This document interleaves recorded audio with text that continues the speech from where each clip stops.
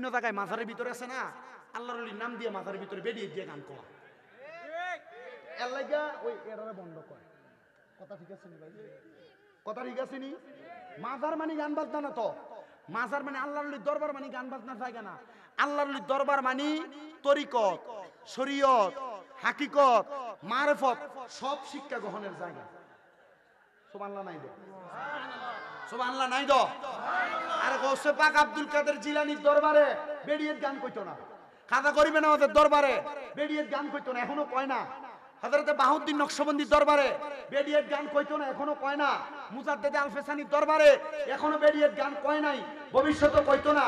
মনে রাখেন বাবা, মনে রাখেন, মাথায়ও রাখেন, আল্লাহর ওলিরা মানুষকে সত্য ধর্ম এবং দ্বীন শিখাইতে আসে। তো আল্লাহর ওলিরা হক, এই আল্লাহর ওলিদের ওসিলা দিয়ে যখন আমরা দোয়া করি তখন আমরা কাছে ওসিলা কই ফেলি। ওসিলা দিতে কে কইছে? ডাইরেক্ট আল্লাহর কাছে যাবি। ওসিলা দিতে আল্লাহ কইছে, আল্লাহর কোরআন, ওয়াবতাগু ইলাইহিল ওসিলা। আল্লাহ নিজে বলতেছে ওসিলা তালাশ করার জন্য।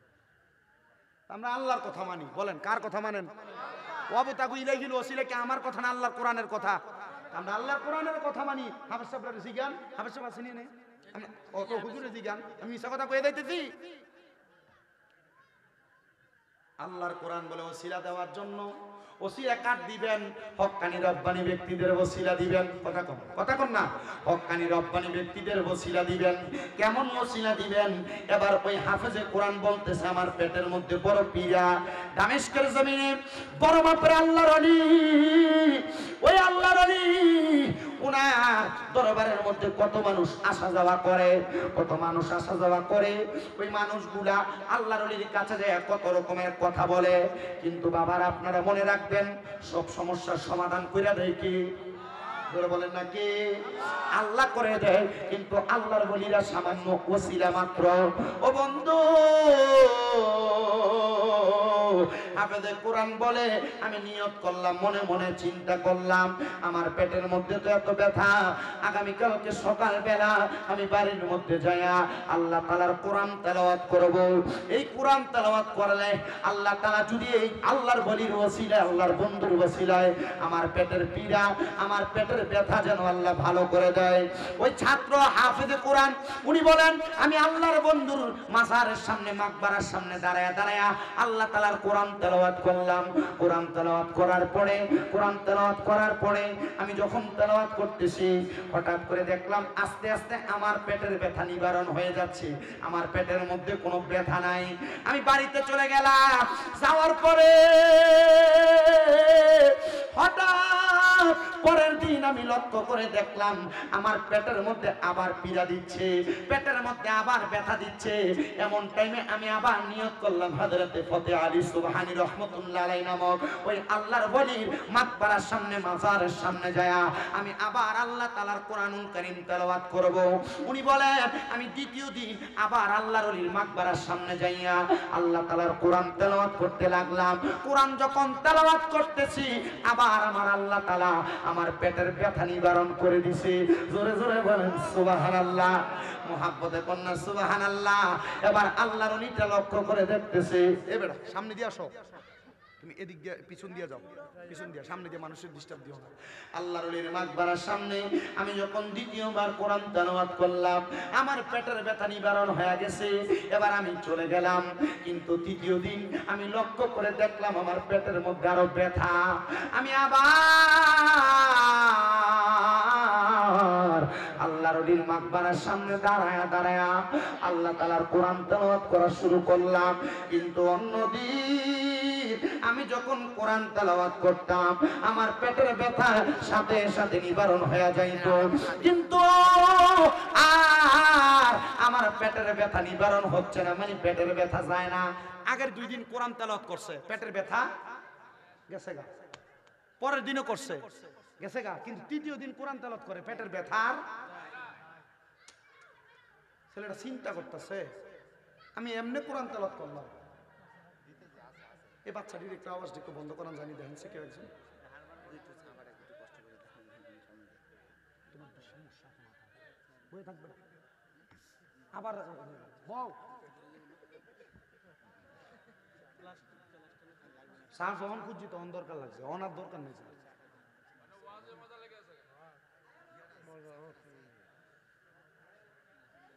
প্রথম দিন কোরআন তেলাওয়াত করছে, পেটের ব্যথা কি হয়ে গেছে? দ্বিতীয় দিন করছে, তখন পেটের ব্যথা, কিন্তু তৃতীয় দিন কোরআন তেলাওয়াত করে পেটের ব্যথা আর যায় না। পেটের ব্যথার অন্যদিন যে পরিমাণ কোরআন তেলাওয়াত করতো তার চাইতে 14 কোরআন তেলাওয়াত করে ফেলাইছে, কিন্তু পেটের ব্যথাই যাইতেছে না। ছেলেটা ডাক দিয়ে বলে, আমি আরো বেশি কোরআন তেলাওয়াত করতে লাগলাম, আমার পেটের ব্যথা নিবারণ হয় না। আমি যখন কোরআন তেলাওয়াত করতেছি আবার আমার পেটের ব্যথা নিবারণ হয় না, আমার মাথাটা একটু গরম হয়ে গেছে। আমি এমন টাইমে ওই আল্লাহর ওলির মাকবারার পাশে, মানে মাজারের পাশে, কবরের পাশে আমি একটা বেত দেখা এটা হাতের মধ্যে নিয়া আল্লাহর ওলির মাজারের উপরে, মাকবারার উপরে আমি ঠাস ঠাস করে 3টা বাড়ি মারছি। 3টা বাড়ি মারছে, 3টা বাড়ি মাইরা আমি রাগান্বিত হয়ে হাতের বেতটা নিয়া আমি সামনের দিকে যাইতেছি। হাইরে, যখন আমি সামনের দিকে যাই দেখলাম আমার চোখের সামনে একজন ব্যক্তি দাঁড়ায় গেছে।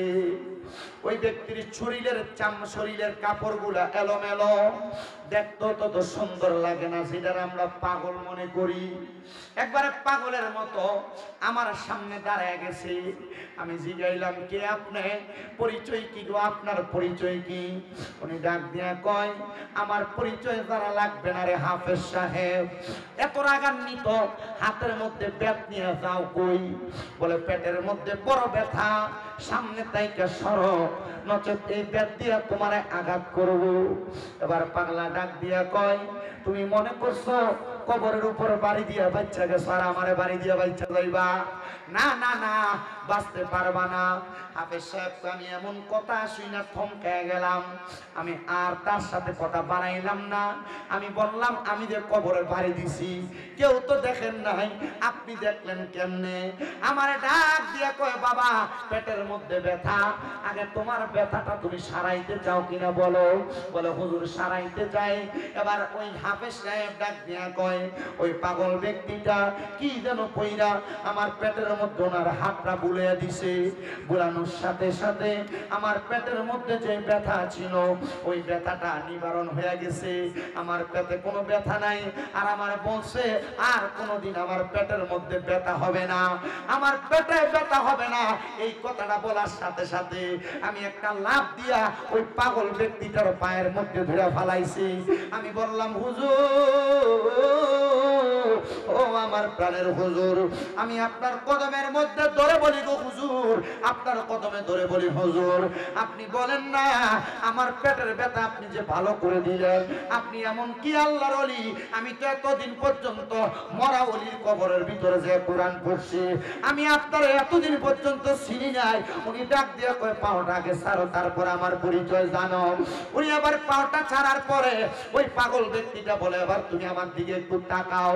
এই তাকাও কথাটা বইলা ওই পাগল ব্যক্তিটা পিঠের মধ্য থেকে পিছন দিক থেকে ফিরা, পিঠের উপর থেকে কাপড়টা ফিরিয়ে দিয়া ডাক দিয়ে কই, তাকায় দেখো তো আমার পিঠের মধ্যে কয়টা দাগ দেখা যায়? বলে, আপনার পিঠের মধ্যে দাগ দেখা যায় 3টা।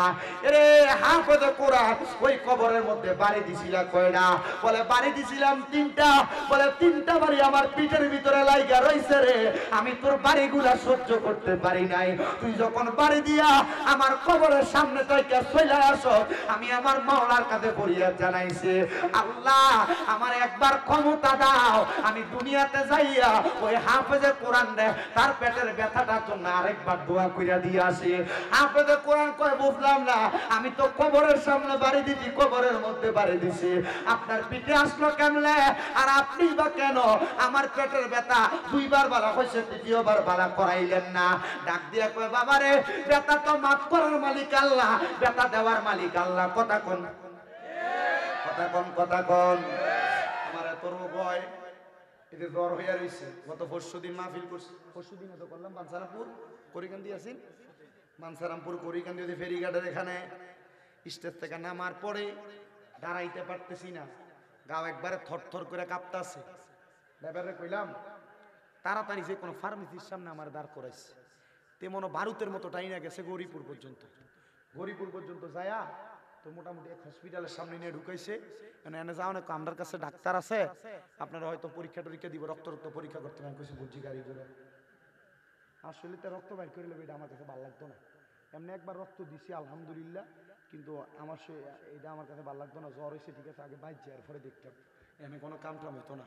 আমি কিছু তাওয়াক্কাল তো আল্লাহ ওয়া রাসূল, আগে বাড়ির যাই, পরে কুমিল্লাতে যাইয়া ওই কুমিল্লার তেলিকোনা সমনিতে আলিফ ফার্মেসি আছে আমার এক ভাই মুজাম্মেল ভাই, ওনারা কইলাম ভাই জব্দ আছে, পরে মাপ দিয়ে কইলাম না 160 ডিগ্রি, পরে মাপ দেওয়ার পরে ওই কি সাফুজিটার বুঝ যেটারে কয় আর কি, এটি দিছে আর ওষুধ পাল্টায় টাল্টায় দিছে। এটি লইয়া মোটামুটি দেখলাম যে পরের দিন থেকে একটু একটু ভালো আছে।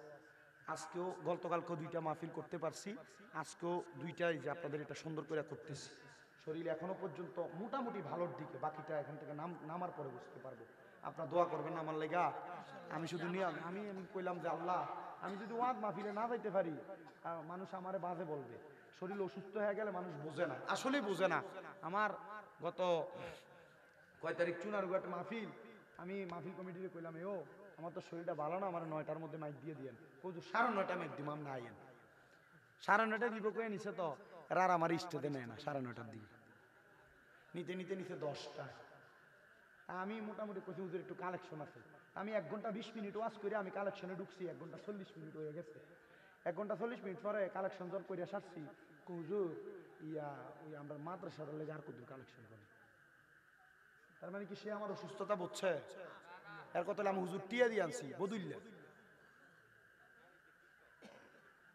টিয়া দিয়ে আনছি বদুল্লা। এরপরে দেখেন এ কালেকশন করে দেওয়ার পরে মুনাজাত দিব, এরা হুজুর একটু জিকির করেন না।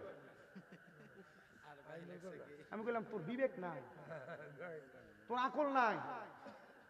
তো পরে এতটুকু বোঝাইলাম যে কোনো মাহফিল কমিটি বক্তাদের কষ্ট বুঝবে না। আমি ওয়াজ করবো, আপনার বাড়িতে দিয়ে কিন্তু মোটামুটি যার যেমন ঘুমায় যাবেন না। আমি কিন্তু এখান থেকে যাইতে যে মনে করেন 2.5 ঘন্টা একবার আমার হিসাব দেয়, এখান থেকে কুমিল্লা যেতে 2.5 ঘন্টা লাগে। কিন্তু এই যে কুয়াশা, দিনের বেলার হিসাব করছেন 2.5 ঘন্টা, কিন্তু সামনে যে ফাঁসার দূরে দেখা যায় না, গাড়ির সামনে ফাঁসার দূরে দেখা যায় না, কয়ার দূরে দেখা যায় না, 5 হাত দূরে দেখা যায় না। তখন আর কেমনে 2.5 ঘন্টাতে কুমিল্লা যাই, তখন চাইতে দিতে ফজর। তো রাতের ঘুম কি দিনে হারায়? আমরা তো মোটামুটি মনে করেন হুজুর বহুত টিয়া লয়ে দেখে এটাই মানুষ হয়ে যায়, যে পরিশ্রম করে এটা হয়ে যায় না। কই আপনার কাছে তো গত বছর দাওয়াত দিয়ে গেছে, আমার মাদ্রাসা 2-1টা ফলামাইন বাড়াইতেন, হারাইছেন মাদ্রাসা প্রত্যেকে হাতে কি দরকার না। যা কই বাবু যেমনি আছি এমনি আলহামদুলিল্লাহ, আমিন কোন আর জোরে কোন আমিন। আপনারা ফাড়াইলেও আছেন, না ফাড়াইলেও আছেন। গত পরশুদিন আমার মাদ্রাসার মাহফিল হইছে, 150 জন সবক লইছে। মারহাবা কয় না দাও, 1 কয়জন সবক লইছে? 50 জন। এই মাদ্রাসায় ছাত্রই আছে 375 জন। এক মাদ্রাসার কথা কইছে, আমার মাদ্রাসা 6টা। যে হুজুরে বড় বড় লিকচার ফিটটা দা, হুজুরে জিজ্ঞান হুজুর আপনার মাদ্রাসা কয়টা? এরা নিয়ে ঢাকা ফ্ল্যাট কিনে, বাড়ি কিনে। কথা কন না কা?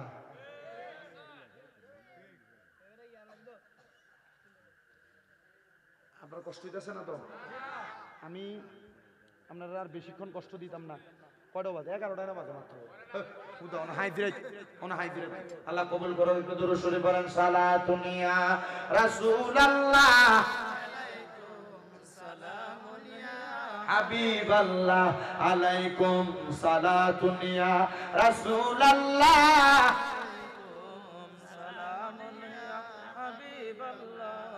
মদিনার মাটি যদি হইতাম, নবীজিকে বুকের মাঝে রাখিতাম।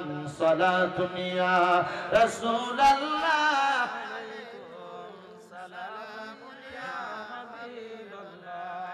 আলাইকুম সালাতুন ইয়া রাসূলুল্লাহ, সালামুন ইয়া। হাফেজে কোরআন একটা ডাক দিয়া কয়, পাগল পাগল আপনার কাছে জানতে চাই, তাইলে আপনার কবরে বাড়ি দিলাম, এই বাড়ি যদি আপনার ফিডে লাগে, এ পাগল, তাহলে আমি যে আপনার কবরের সামনে দাঁড়ায়া দাঁড়ায়া কোরআন পড়ছি, প্রথম দিন আমার ব্যথা তো মাফ হয়েছিল, দ্বিতীয় দিন পড়ছি মাফ হয়েছিল, তৃতীয় দিন পড়ছি ব্যথা কেন বাড়লো? পাগল একটা ডাক দিয়া কয়, কোরআনে হাফেজ, ব্যথা দেওয়ার মালিক আল্লাহ, নেওয়ার মালিক আল্লাহ, বাড়াইয়া দেওয়ার মালিক আল্লাহ, কমাইয়া দেওয়ার মালিক আল্লাহ। হাফেজ সাহেব, তুমি যখন কোরআন তেলাওয়াত আবার শেষ করো, আমি আবার আমার আল্লাহর কাছে কইছি, আল্লাহ আপনি তার পেটের ব্যথাটা আরেকটু বাড়াইয়া দেন, সে যেন আরেকটু আমার কবরের সামনে কোরআন তেলাওয়াত করে। কিন্তু আমি বুঝছি না রে, তুই যে এই কোরআন তেলাওয়াত করতে করতে বিরক্ত হইয়া যাবি, রাগান্বিত হইয়া আমার কবরের উপর আঘাত করবি। তার মানে বোঝা যায় আল্লাহর ওলিদের কবরের উপরে আঘাত করলেও এটার ব্যথা আল্লাহর ওলিরা পায়। কথা কন্যা ঠিক কিনা? অনেক মুনাফিকেরা, অনেক বেঈমানেরা গত কয়েকদিন সরকার পতনের পরে দেখছেন নি আপনারা, জানি না, মাজারের মধ্যে হামলা চালাইছে, আল্লাহর ওলির মাজার ভাঙতে গেছে। আরে অনেক মানুষ এটার বিরোধিতা করছে, আমি কিন্তু বিরোধিতা করছি না। আমারে যখন কেউ আয়া কয় হুজুর দেখছেন নি এরা তো যায় যায় মাজার ভাঙ্গালায়, আমি কইছি বেশি কইরা ভাঙতো ক, বলে হুজুর মা এটা কেমন কথা কন? আমি কইছি এরা মাজার ভাঙতে গেছে, মাজার কিন্তু ভাঙছে না। কয় হুজুর কেন গো? আমি কইলাম এরা তো মাজার ভাঙতে দেয় শুধু উপরের ইট পাথরটি সরাইছে, এরা কইয়া দেখো 3.5 হাত মাটির তল পর্যন্ত যাইতে যাইয়া দেখবো ওই জায়গার মধ্যে মাজারওয়ালা দিনই শুয়া রইছে রে, তাজা আল্লাহর ওলিরা শুয়া রইছে। আরে কেউ শেষ পর্যন্ত ভাঙ্গে নাই, উপর দিয়া ভাঙ্গা ভাঙ্গা চলে আসছে, রাতের অন্ধকারে সোরার মতো যায় যায় ভাঙছে। ঘোষণা দিয়া যদি সুন্নিরার আল্লাহর ওলির মাজার ভাঙতে যাইতো, আল্লাহর কসম সুন্নিরাও তাদেরকে প্রতিহত করত। মনে রাখবেন, আমার আল্লাহর নবী ঘোষণা করে, আল্লাহ তাআলা হাদিসে কুদসির মাধ্যমে জানায়া দেয়, মান আদালি ওয়ালিয়ান ফাকাদ আযামতুহু বিল হারব। আমার আল্লাহর বন্ধুদের সাথে যারা দুশমনি করে, আল্লাহর ওলিদের সাথে যারা বেয়াদবি করে, আমার আল্লাহ কয় আমি আল্লাহ নিজে তার লগে যুদ্ধের ঘোষণা করি। এবার আপনারা বলেন বাবারা, আল্লাহর ওলির লগে বেয়াদবি করলে যদি আমার আল্লাহ যুদ্ধ ঘোষণা করে, আল্লাহর লগে যুদ্ধ করার ক্ষমতা দুনিয়ার কোন মানুষের আছে নি রে বাবা? নাই নাই নাই। আল্লাহর লগে যুদ্ধ করতে যাইবা, আল্লাহর লগে যুদ্ধ করতে গেলে ফেরাউনের নমরুদের মতো জুতার বাড়ি খেয়ে মরা লাগবো। মা কথা কয় না খা, ফেরাউনের মতো নীল নদের ভানের ভিতরে সুবা খেয়ে মরা লাগবো। এই জন্য আল্লাহর ওলিদের লগে তোমরা কোনোদিন বেয়াদবি কইরো না, পারলে মানবা, না পারলে দূরে দূরে থাকবা। কিন্তু যখন তুমি কোনো আল্লাহর ওলিদের সঙ্গে বেয়াদবি করবা, আমার আল্লাহ তাআলা ডাইরেক্ট তোমার দুনিয়া এবং আখিরাতের মধ্য থেকে তোমারে কাটাইয়া রাখবে। এই জন্য আমার পর্দার অন্তরালের মা ও আমার বাবারা, আমি যেই জন্যই কোরআনুল কারীমের মর্যাদার বয়ানটা করতেছিলাম, আপনারা বেশি বেশি করে কোরআন তেলাওয়াত করবেন। আপনারা অনেকে কত দোয়া করেন, আমার আল্লাহ তাআলা আপনারা দোয়া কবুল করে না। এই কথা কোন না কা, কত দোয়া করেন, দোয়া কবুল করে না। এর মধ্যে দোয়া কবুল না হওয়ার কারণ হলো 3টা। কয়টা? কয়টা? দোয়া কবুল না হওয়ার কারণ হইল 3টা। 1 নাম্বার হালাল খানা ফেটে যায় না, 2 নাম্বার আমরার ভিতরে ইখলাস নাই, ইখলাস মানে খোদা ভীতি নাই আর কি, ইখলাস নাই। 3 নাম্বার আমরার ভিতরে ইহসান নাই, মানে মানুষের প্রতি মায়া মোহাব্বত, মায়া মমতা নাই। এই জন্য আমরা দোয়াটি আল্লাহর কাছে কবুল হয় না। তো দোয়া কবুল হওয়ার মূল মাধ্যম যেটা, ইবাদত কবুল হওয়ার মূল মাধ্যম যেটা, সেটা হইল হালাল খানা। আমরা হালাল খামু কই থেকে? আমরা সমাজের ভিতরে দিয়ে সুদ খোরের অভাব নাই। কথা কন না কেন? আমরা হালাল কাম করতে গিয়ে আমরা সমাজে ঘুষখোরের অভাব নাই। আপনারা আবার ঠিক ঠিক কইতাছেন, এটিরে ধরে নিয়ে আপনারা মসজিদের সভাপতি বানান, এটিরে ধরে নিয়ে আপনারা মসজিদের সেক্রেটারি বানান, এটিরে ধরে নিয়ে আপনারা এলাকার হদ্দার বানান, এটিরে ধরে নিয়ে আপনারা আদ্দার মাতাব্বর বানান। কথা কেন আসেনি?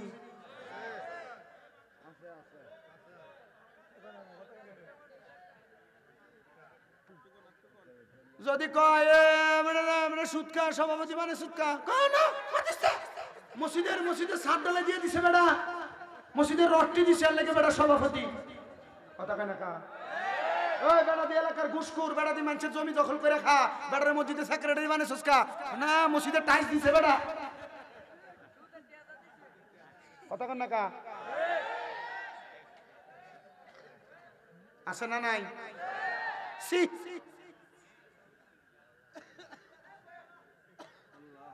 আপনার কষ্ট হইতেছে? আসেনি এমন? কম না বেশি? এলাকা হদ্দারি করে এবারে এবারে এবারে বাইবাতিতে জমি দখল করে রাখা এবারে দা মানুষের বিচার করতো হিসাব মাত্র ফলে এবারে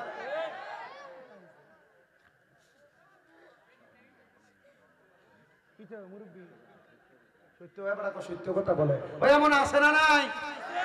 মানুষের জমি দখল করে খায় এটা মানুষের বিচার করতো হদ্দার। আমার সাধনে বয়ে বয়ে দেখবে লম্বা লম্বা কথা এই সুৎকুর আর ঘুষ করতে কয় সৌরার ঘরে নুরা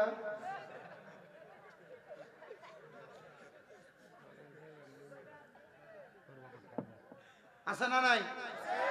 আবার দেখবেন এই রামপুরের বাজারে দেইয়া মুরগা কিনতে আপনি দেশিটা কিনতে পারতেন না, আপনি কিনতে পারতেন না, এবারে এক মনে কিনা মুরগার দাম 3000 এবারে কয় 3500 মধ্যে কি আমনে 3000 তো বেশ হইলে কষ্ট হয়ে দেবো আমার ইচ্ছে হয়েছে আধা মনে এক সমানে কিনা ঠিক আছে এটি করতে গেছে কথা কয় না আছে না নাই? ওই আছে না নাই? আবার আপনার এলাকার ভিতরে সাধনে বইয়া এটির পক্ষে কথা কন এক কাপ চায়ের লোভে এক কাপ চায়ের লোভে এটির পক্ষে কথা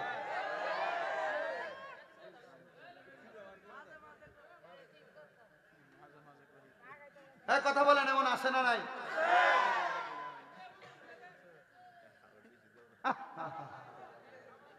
কি জবাব দিব এটি আল্লাহর কাছে?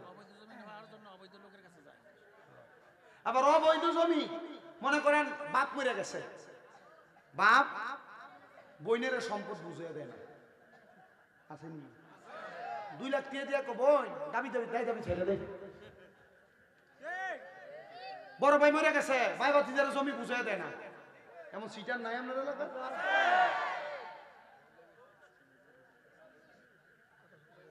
আল্লাহ এটি থেকে আমরা হেফাজত করব, আমিন।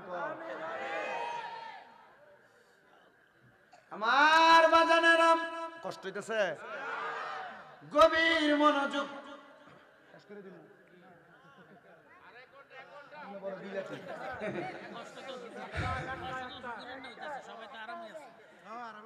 আমার তো আরাম না, আমার তো বেরাম। আমার বাজানেরাম গভীর মনোযোগ দিয়ে বয়ানটা শ্রবণ করবেন, তাইলে দোয়া কবুল হওয়ার যে সত্য, এমন হারাম খাওয়াইনারা হাজার দোয়া করলে দোয়া কবুল করত, কথা কোন কবুল করত?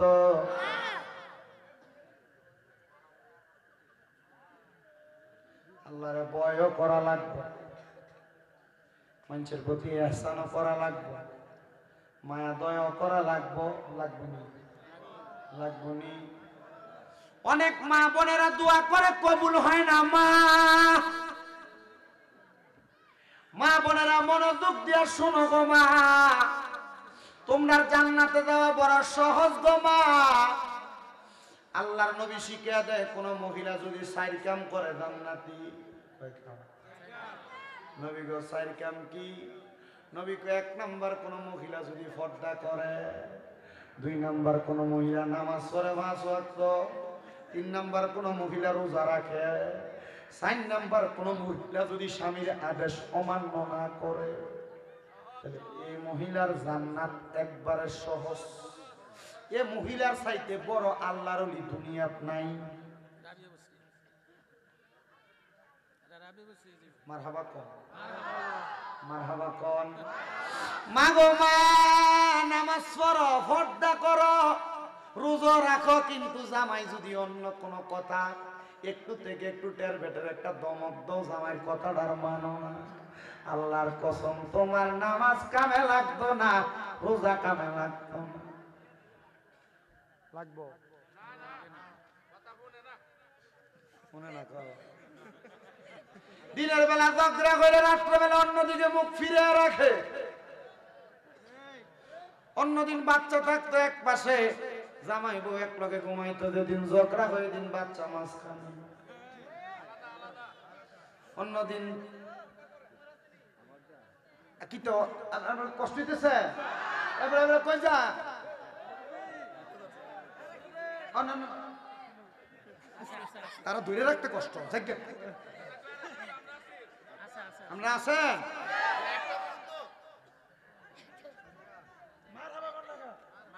কয় না তোমার হবা ওরা কইয়াতে মুর্শিদ ভাই আরো জোরে কোন মার হাওয়া।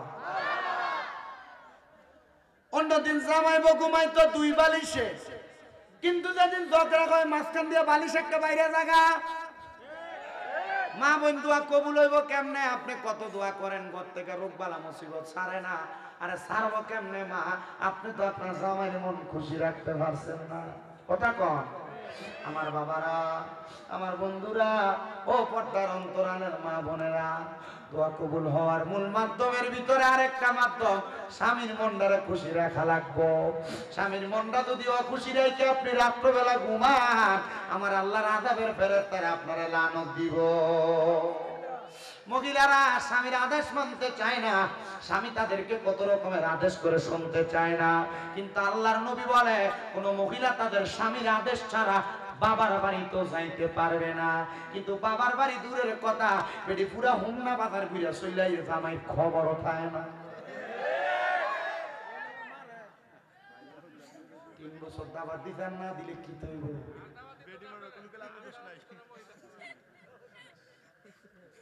কষ্ট দিতে সামনে দা এ মা, যদি জান্নাতে যাইতে চাও গো, স্বামীর আদেশ মানবা, স্বামীর দমক সহ্য করবা, স্বামীর কথাগুলা মাইন্না মাইন্না চলবা। আমার নবী কয় এক একটা মহিলাকে আমি নবী পানির সাথে তুলনা করলাম। নবী গো কেন? বলে পাথরের সাথে তুলনা করি নাই। নবী গো কেন কেন কেন? বলে পাথর যেই কোনো জায়গায় রাখা যায় না, কিন্তু পানিকে যেই পাত্রে রাখবা সেই পাত্রের মধ্যে থাকবে। একটা মহিলা যদি পানির মতো হইয়া যায়, ওই মহিলা সংসারে কোনোদিন অশান্তি হবে না, ওই মহিলা কোনোদিন সাংসারিক জীবনে অশান্তি পাবে না, ওই মহিলা কোনোদিন তার পারিবারিক ভাবে অশান্তি পাবে না। এই জন্য আমার হোমনার মা বোনেরা, রামপুরের মহিলারা, আপনারা কোনোদিন আপনাদের স্বামীর অমান্য করবেন না, স্বামীর অবাধ্য হবেন না, স্বামীর কথা অমান্য কইরা চলবেন না। দেখবেন গো মা, শান্তির অভাব হবে না। কিন্তু অনেক মহিলারা কয় হুজুর স্বামীরে মানতাম কেমনে? বেড়া সিগারেট খেয়ে বাড়িতে আসে, বিড়ি খেয়ে বাড়িতে আসে, হুজুর বাথরুমের গুয়ের গন্ধ এত ভালো লাগে, জামাই মুখের সিগারেটের গন্ধ এক চাই তার দুর্গন্ধ। তখন আর এই বেটির আর জামাইরে ভাল লাগে না, সুইটারে ভাল লাগে। কথা কয় না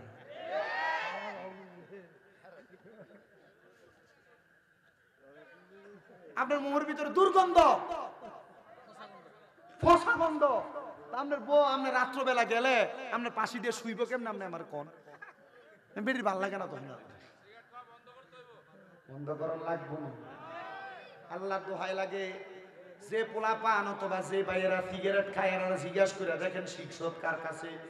একদিন আমার এক ভাইয়ে কইছিল কোন রকম একটা টান দিয়ে দেওয়া না, একদিন কোন রকম একটা টান দিয়ে দেওয়া না, তারা বানাইছে।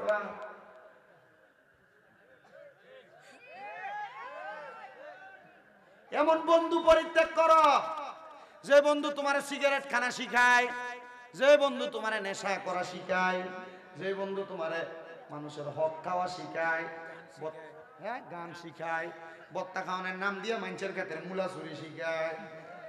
এ কথা কয় না? আছে না নাই? এই জন্য বাবা বন্ধুরা ভাইয়েরা, আপনাদের কাছে আমার করজোড়ে আবদার, আপনারা পরিবারে শান্তি করতে চাইলে শুধু মহিলাদেরকে দোষ দিলে চলবে না, মাঝে মাঝে আপনারা আপনাদের নিজের দোষের কত চিন্তা করবেন। দোয়া কেন কবুল হয় না? কত দোয়া মসজিদে বেটারা করে, কত দোয়া মহিলারা আবার তাদের ঘরের মধ্যে করে। এরে বাবা, দোয়া কবুল হওয়ার আরেকটা মাধ্যম আছে।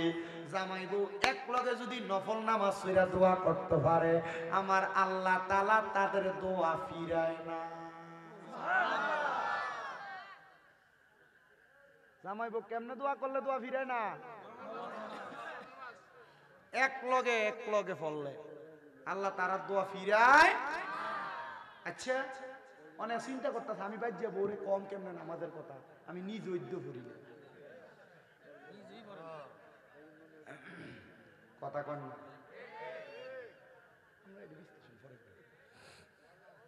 ঠিক আছে নি? জামাই বউ এক লগে, ওই যে বাসর রাইতে যে এক লগে ভরাই দিছিল 2 টাকা,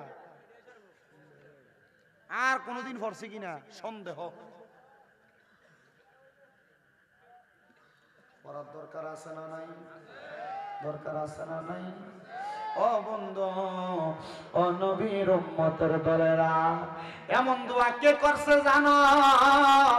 এমন দোয়া করছে আল্লাহ তাআলার পয়গম্বর হযরতে জাকারিয়া আলাইহিস সালাতু ওয়াস সালাম। বয়স বড় বৃদ্ধ হয়ে গেছে জাকারিয়া নবী। তো জাকারিয়া নবী ছিল হযরত মরিয়ম আলাইহিস সালাতু ওয়াস সালামের খালু। হযরত মরিয়ম আলাইহিস সালাতু ওয়াস সালামের খালু।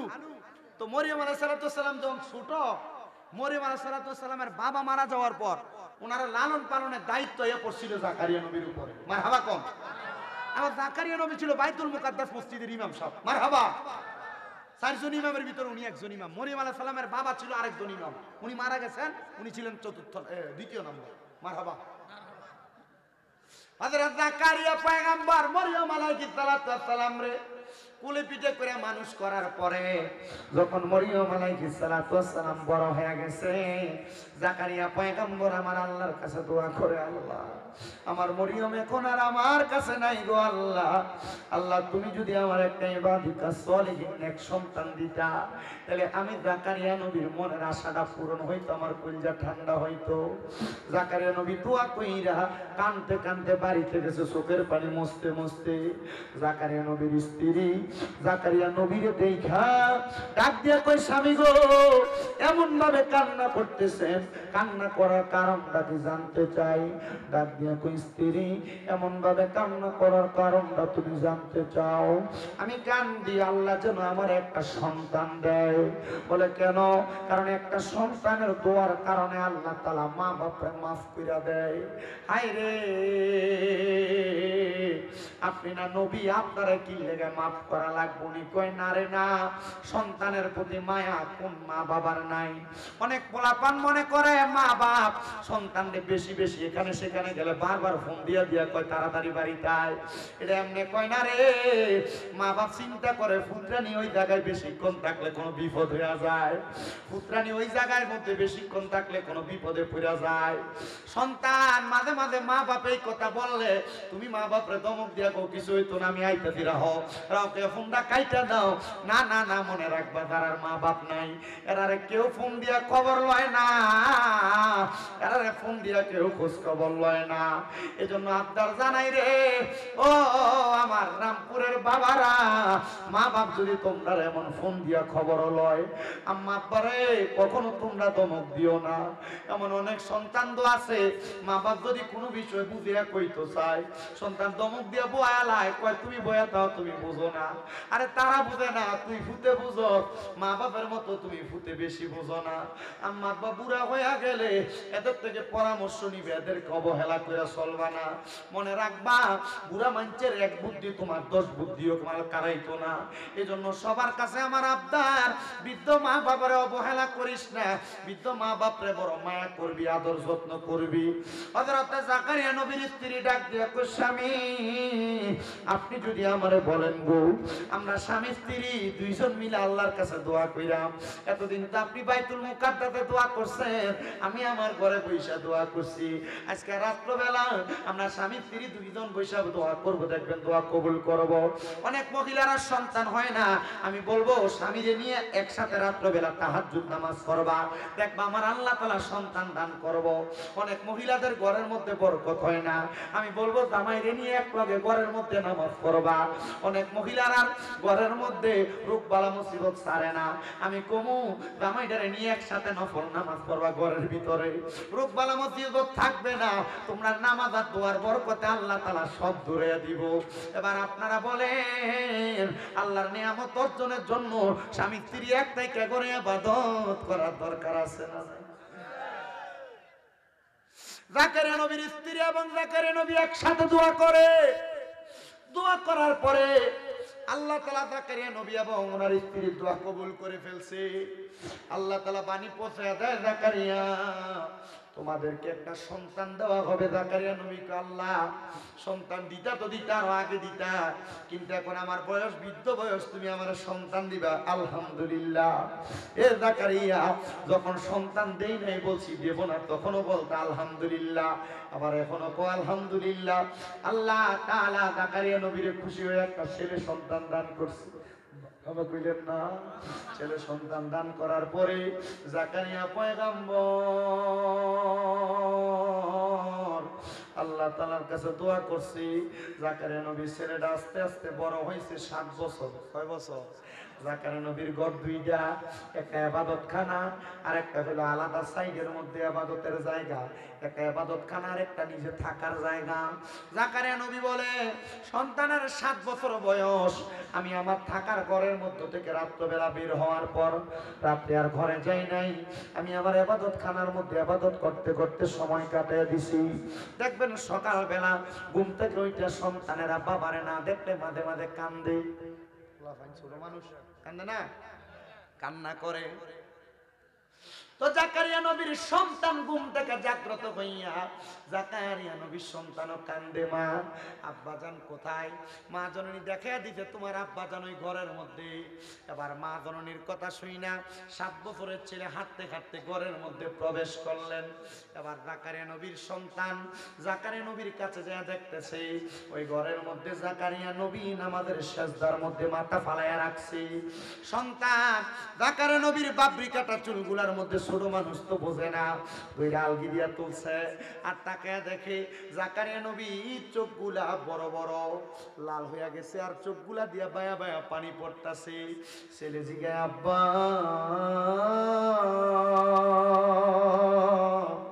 ও আব্বা, আপনার চোখের মধ্যে কেন এত পানি? জাকারিয়া নবী কান্দে, হাত ডাক দিয়া কয়, বাবা কবর এমন একটা মারাত্মক জায়গা রে, ওই কবরের পরে হাসর মিজান ফুসেরা 3টা জায়গা আছে জান্নাতের আগে। ওই কবর থেকে জান্নাত পর্যন্ত যে 3টা কঠিন জায়গা, ওই 3টা কঠিন জায়গা পাড়ি দেওয়ার সহজ করার যে মাধ্যম, এটা হলো বান্দার চোখের পানি। আপনি না নবী, আপনি কি লাগে এটার জন্য কান্দেন? কই উম্মতের শিখাই। জাকারিয়া নবী কয়, ফুতের এই কথা বইলা আমি আমার সন্তানকে কুলে নিয়ে ঘরে চইলা গেছি। বলছি আমার স্ত্রী খাবার রেডি করো, আমি গোসল কইরা খাবার ভক্ষণ করব আমার সন্তানকে নিয়ে।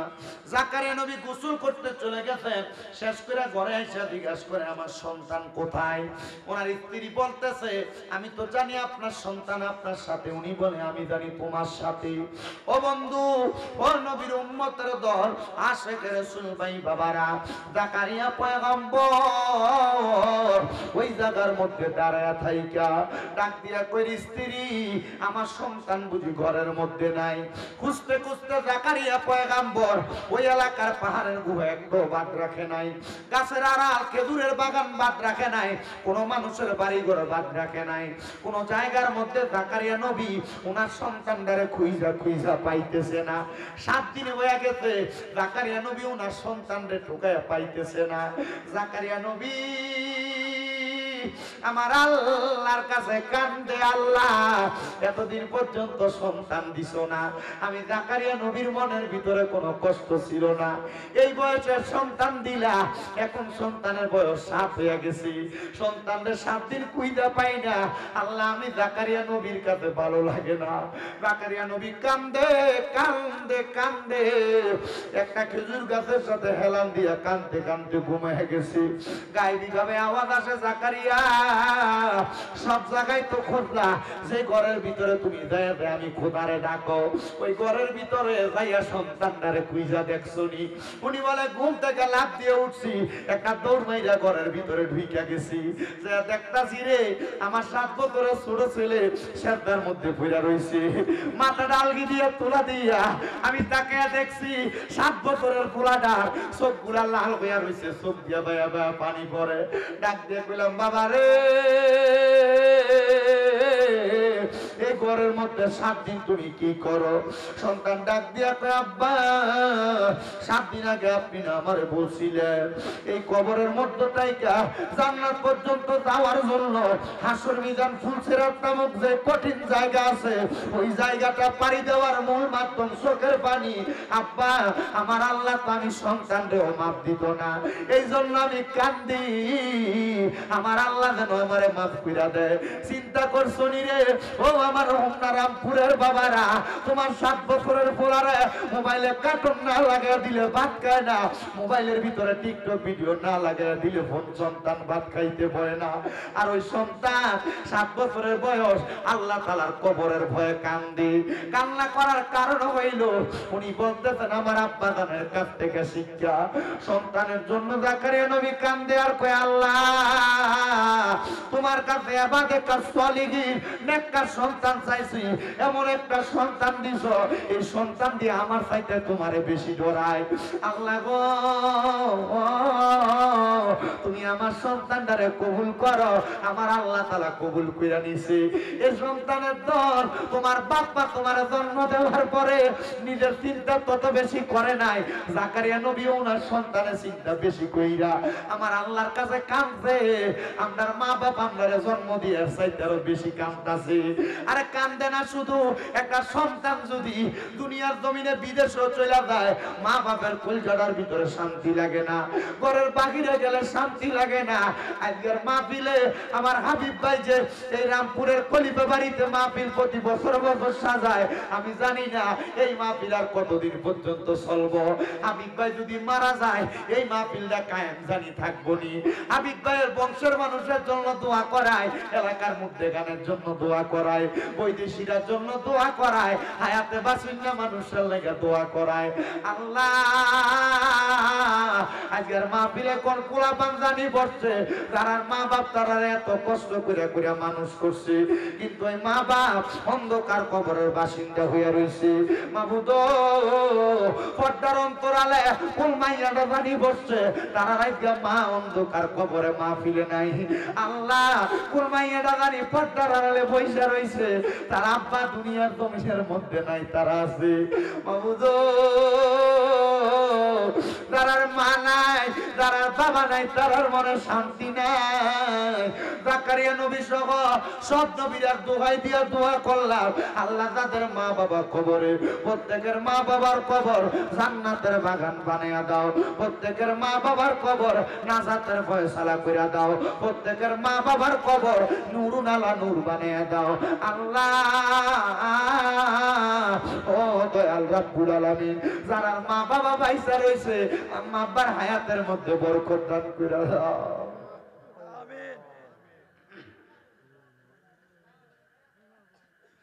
হে আমার কুমিল্লা হোমনার রামপুরের বাবা, যদি কেউ ওই মা বাপরে কষ্ট দিয়া থাকো আল্লাহর দোয়া আমি সব মাহফিলে কই তারার কাছে দেয়া মাফ চাইবা, নচেত আমার ওয়াজ শুনা তোমার কোনো লাভ নাই। যদি আর বাত না দিয়া থাকো আল্লাহর দোহাই আমি সব মাহফিলে কই তারার কাছে মাফ চাইবা, এরারে বাত না দিয়া ওয়াজ মাহফিল শুনলে কোনো লাভ হবে না। অনেক মহিলারা শ্বশুর শাশুড়িরে কষ্ট দেয়, মনে রাখবা গো মা, যতদিন শ্বশুর শাশুড়িরে মা বাবার মতো মনে না করবা শান্তি পাইবা না। আল্লাহ ও দয়াল আল্লাহ, আমরা প্রত্যেকের দোয়া কবুল কইরা নাও, আমরা প্রত্যেকের দোয়া কবুল কইরা নাও, আমরা প্রত্যেকের দোয়া কবুল কইরা নাও। আল্লাহ জাকারিয়া নবীর সন্তান যেমন ভাবে কান্নাকাটি করছে মাবুদ রে, ও দয়াল আল্লাহ আমাদের সবাইকে ওই কবরের কথা চিন্তা কইরা কইরা কান্না করার তৌফিক দান করো। কাইন্দো রে বাবা কাইন্দো, কেন জাননি আমার নবী কয় দুনিয়াতে যেই ব্যক্তি দৈনিক মাত্র 20 বার মরণের কথা স্মরণ করবে, ওই ব্যক্তি যদি ওই দিন মারা যায়, আমার আল্লাহ তার শহীদের মর্যাদা দিয়া দেয়, আমার আল্লাহ তার শহীদের মর্যাদা দিয়া দেয়। আল্লাহ দুনিয়ার জমিনের মধ্যে আমাদেরকে মরণের প্রস্তুতি নেওয়ার তৌফিক দান করো।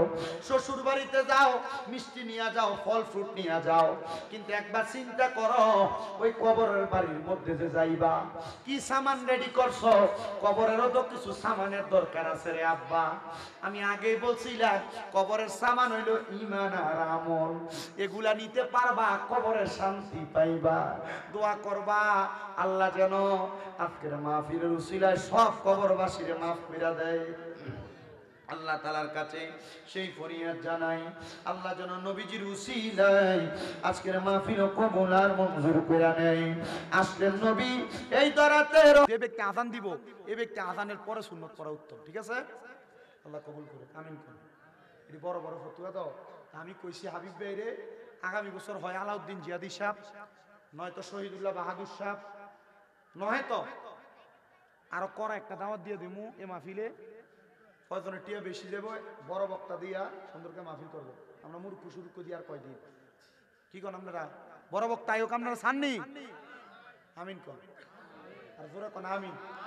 আল্লাহ কবুল করুক, সবার মনের আশা পূরণ করুক। তোটা চালু নেই।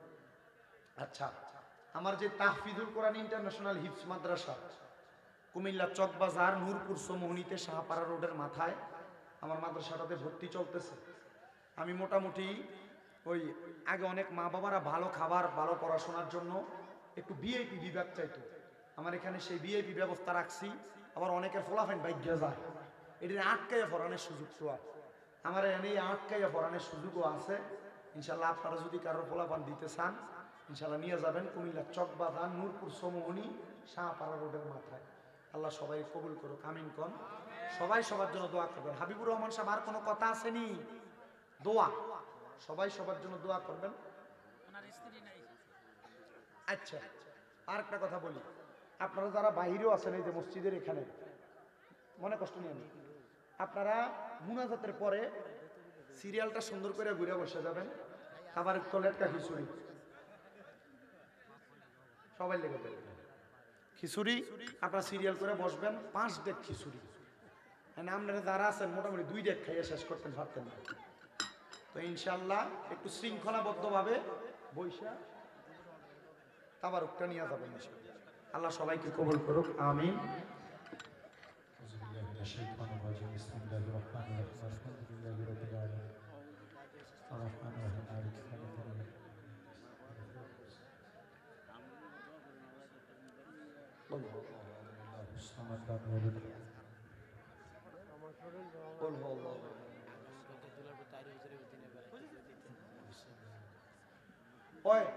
আগামীকালকে বাদ জোহর আল্লামা পীর মুফতি গিয়াসউদ্দিন তাহিরি সাহেব দুলালপুর মাইক ধরবে।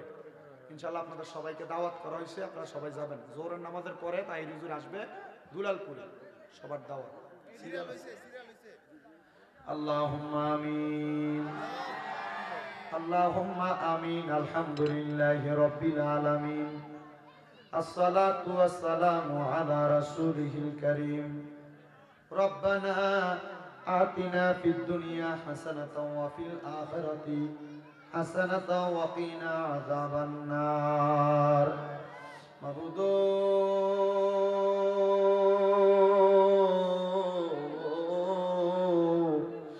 ও দয়াল আল্লাহ, একটু রহমতের নজর করে তাকায়া দেখেন না গো আল্লাহ। এই কুমিল্লা জেলার অন্তর্গত হোমনা থানাধীন রামপুর খলিফা বাড়ির উদ্যোগে 34তম বাৎসরিক ইসলামী সুন্নি মুখা সম্মেলন সাজাইয়া আজকের মাহফিলের আখিরি মুনাজাতের মধ্যে আমি গুনাহগারের সাথী ওলামায়ে কেরাম, বিশেষ করে তলেবুল ইলমরা, আমার দাড়ি পাকা বুড়া বুড়া মুরব্বী বাবারা, যুবক নওজোয়ান ভাইয়েরা, ছোট্ট ছোট্ট মাসুম বাচ্চা, পর্দার অন্তরালে আমার কত মা বোনেরা, আল্লাহ মাপ পাওয়ার আশায় গুনাহগারের বেশে 2টা হাত বাড়াইছে গো আল্লাহ। আল্লাহ যার হাত তোমার কাছে মায়া লাগে, পছন্দ হয়, ওই হাতের উসিলায় আমরা প্রত্যেকের জীবনের গুনাহ তুমি আল্লাহ ক্ষমা কইরা দাও। আল্লাহ, আমরা জীবনের গুনার দিকে তাকাইলে আমার কাছে বড় ভয় ভয় লাগে রে আল্লাহ। কোন দিন জানি আজরাইলের হাতে ধরা পড়া যায়। আল্লাহ, আজরাইলের হাতে ধরা পড়ার আগে আমরার জীবনের গুনাহগুলা মাফ কইরা দাও। তুমি যদি মাফ না করো আল্লাহ, তোমার বান্দারে বলো তোমার বান্দা যাইয়া চাইব কার কাছে? রহিম রহমান নামটি তোমার, ওই আল্লাহ আছে আমরা আর জানা, সে নামের সিলাই গুনাহ করে দাও ক্ষমা। মাবুদ, আজকের মুনাজাতে কে জানি ঘাট বাড়াইছে, কার জানি জগতের মধ্যে বাবা নাই। যেই বাবা রিস্কা চালাইয়া মাটি খাইতে, মাথার গাম পা ফালাইয়া সন্তানলে মানুষের মতো মানুষ করার জন্য আব্বা নিজের রক্তরে পানি করছি, এমন আব্বা যাদের কবরে আব্বার কবর জান্নাতের বাগান বানায়া দাও। মনিব, আবার অনেকে হাত বাড়াইছে যাদের জগতের মধ্যে মা নাই। হায়রে মা, যে মা 10 মাস 10 দিন গর্ভে ধারণ কইরা সন্তানের প্রসব বেদনা সহ্য করতে মার বড় কষ্ট হইছে। আল্লাহ, নিজে না খাইয়া সন্তানরে খাওয়াইয়া মানুষ করছে, কার জানি এমন মা দুঃখিনী অন্ধকার কবরে। আল্লাহ, তাদের এমন মা কবরে অনেকে আছে মাও নাই বাবাও নাই, জনমের এতিম। আমার হাবিব সাহেব বাবা যান ওনার মা বাবার জন্য দোয়া চাইছে, ওনার আম্মা আব্বারে কবুলার মঞ্জুর করে নাও। এমন ভাবে যাদের মা বাবা কবরে, আম্মা আব্বার কবর নাজাতের ফয়সালা করো। যাদের মা বাবা বেঁচে আছে হায়াতে তৈয়বা নসিব করে দাও। যাদের মা বাবা অসুস্থ পরিপূর্ণ সুস্থতা নসিব করে দাও। আম্মা আব্বার খেদমত করার তৌফিক দান করো। আজকের মাহফিলে যারা টাকা দিয়া, পয়সা দিয়া, শ্রম দিয়া, বুদ্ধি দিয়া, পরামর্শ দিয়া, মাইক দিয়া, লাইট দিয়া, প্যান্ডেল দিয়া, বিশেষ করে সম্মানিত মিডিয়ার ভাইয়েরা, আমার শ্রোতাবিন্দুরা, পর্দার অন্তরালের মা বোনেরা, আল্লাহ অনেক প্রবাসী ভাইয়েরা বিদেশ থেকে দোয়া চায়। আমার প্রবাসীদের খাস দোয়া কবুল মঞ্জুর করো। প্রবাসীদের মনের আশা পূরণ করো। প্রবাসীদের হায়াতে ইমানে আমলে জিন্দেগি নসিব করে দাও। আল্লাহ, এই এলাকায় থানায় জেলার উপর তোমার কাছ রহমত বরকত দান করো। আল্লাহ, দেশের প্রত্যন্ত অঞ্চল থেকে কত মানুষ দোয়া চায়, প্রত্যেকের খাস দোয়া কবুল মঞ্জুর করে নাও। আল্লাহ, বিশেষ করে আজকের মাহফিলে যারা মুনাজাতে হাত বাড়ায়, অনেকের কামাই নাই, কামাই রুজিতে বরকত দাও। অসুস্থ থাকলে সেবা দান করো, বিপদে থাকলে উদ্ধার করো। পর্দার আড়ালের মা বোনদের গোপন সকল সমস্যার সমাধান করে দাও। আল্লাহ, হাবিব সাহেব ওনার কলিজার টুকরা সন্তানদের জন্য দোয়া চাই। ওনার ছেলে সন্তান, কন্যা সন্তান সবাইকে কবুল মঞ্জুর করো। এলাকার যুব সমাজের উপর তোমার কাছ রহমত বরকত দান করে দাও। যুব সমাজের অনেকে দোয়া চাইছে, তাদেরকে কবুল মঞ্জুর করে নাও। আল্লাহ, মরণ দিবা দুঃখ নাই, তবে বেঈমান বানাইয়া মরণ দিয়েন না। মরণের আগে বারবার মক্কা মদিনা তাওয়াফ জিয়ারত নসিব করেন। আমার কেন মিয়া দোয়া চায়, বিশেষ করে আমার এই বাবা যেন দোয়া চায়। একজন মা জননী কিছু হাদিয়া পাঠাইও দোয়া চাইছে। আল্লাহ, নাম জানা অজানা প্রত্যেকের দোয়া কবুল মঞ্জুর করে নাও। রাব্বুল আলামিন